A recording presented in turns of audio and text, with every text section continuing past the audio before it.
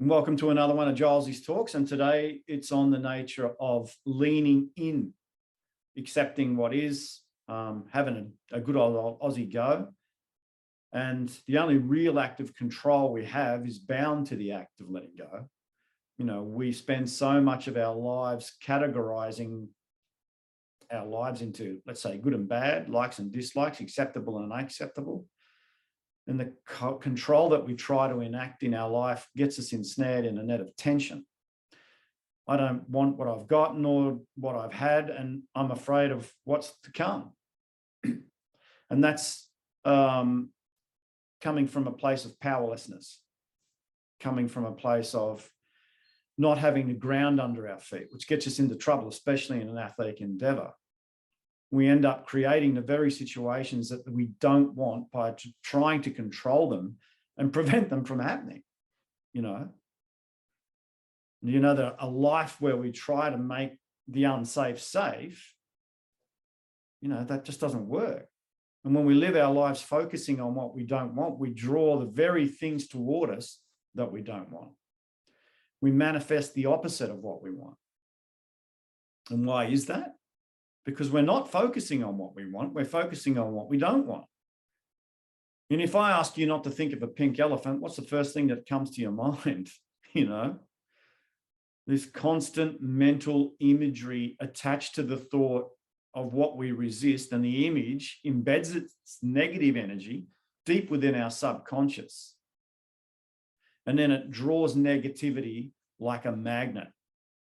It blocks our process. It gets in our way. It separates us from our goals and from our potentials. And this idea that we think we can control what happens is a waste of life force, more or less. And we can certainly manifest what we want, but we cannot control life, nor can we control the design behind the lessons of the challenges that we face. They just are as they are. And often in the passage of time and without hindsight, or with hindsight rather, we can see that if we're not up for the challenge and the discomfort in our lives, there would be no growth.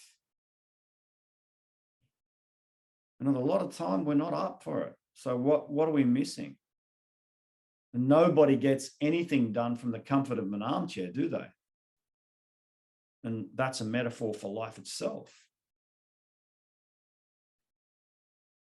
So growth is an unacceptable decision to accept the unacceptable and go beyond it. That is to say, we learn from it and we end up overcoming it because we grow from it. But we have this deeper tendency when we live our lives through defining our life by what happens to victimize ourselves. We get stuck in the past. We lose our presence in this moment. And we become fearful of the future. And that's not life, that's death. Sounds morbid, but it's true, right? And if you're going to live, you have to live authentically. That's the purpose of being here. So this leaning into life means that we give up the definitions. We give up the past and we accept what we can't control in the future, because anything else is futile. It means we realize that we are beyond everything we do and beyond everything that happens. And once again, we are the observers of it. Definition is a simple thought, an idea, a concept attached to what occurs in our lives. It has no reality attached to it other than the reality we mentally attach to it, right? So in that sense, we literally create the conditions in which we live. And this is important because it means we have the power to choose. We talk a hell of a lot in sport about overcoming, but we don't realize that we're making choices. It's not about overcoming, it's about making the right choice, the correct choice. And whenever we're at the mercy of our own thinking, we're at the mercy of what happens, aren't we? And if something uncomfortable happens, would you consciously choose to repeat it over and over again? And yet what happens? Have an argument with your boss, have an argument with your spouse, and what happens? We re-hit the button. We re-hit the replay button over and over again. We ruminate, we play it back. We analyze it. We sift through it again and again. And we need a simple circuit breaker to bring this internal loop of discomfort to an end. And that can be something as simple as the words, I can never be what happens to me. And it's the truth because you're beyond it. And if it weren't true, you wouldn't be aware of it. So being silent is being aware and intelligent. Increasing the silence in our lives increases the innate intelligence. It builds space around what happens and gives us the chance to decide how we're going to react. Allowing silence into our lives creates a buffer zone between our thoughts, impulses, and reactions. Not through the rumination of what happened. Not by sorting out the good from the bad, but through the simple silence of being here and letting go. Letting go of the dogmas, the concepts, all the hurts and the gluey thoughts that keep us frozen in what happened and in who did what to who or to whom. That's where we ruminate. That's where we get stuck. That's why we stay in trauma. That's why we stay frozen. And I know it better than anybody. So the leaning in doesn't mean that you have to like what happens. Far from it. Rather, it simply means that you internally accept it. And when we accept something uncomfortable and pay attention internally, we find out something about ourselves that we didn't know. And what's that?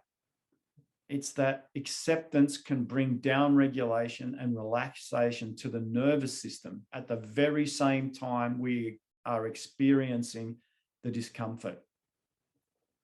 We just don't know that. We've just never practiced that. And in a sporting context, it's the same way. I've spoken about it before.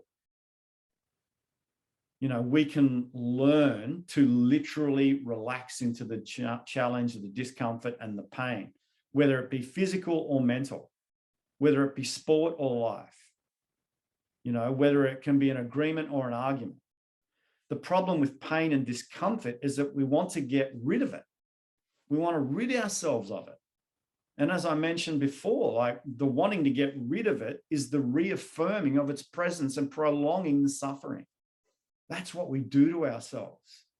That's what I've observed in myself. That's the benefit of challenge. That's the benefit of discomfort. So how do you get rid of pain and discomfort? You don't. That's how you get rid of it. You release the resistance to it and you release the energy in it. The mental pain is equal to or greater than the reality of it. Same in a sporting context. How do I release it? By doing the opposite of what your thoughts are telling you. Feel it. Embody it. Let it come in. Don't push it out. Because the body is a conduit to pain and discomfort, mentally and physically. It's a warning signal that is designed to move us through or move through us in that sense. Because we're going through nothing really, it's going through us. And if you pay attention, you can feel it and see it. And once we understand the body's ability to down-regulate and relax into discomfort, we begin to understand that the body is teaching us a lesson, not trying to hurt us. And this is an opportunity for growth. And when we look at pain and discomfort this way, we can see it for what it is.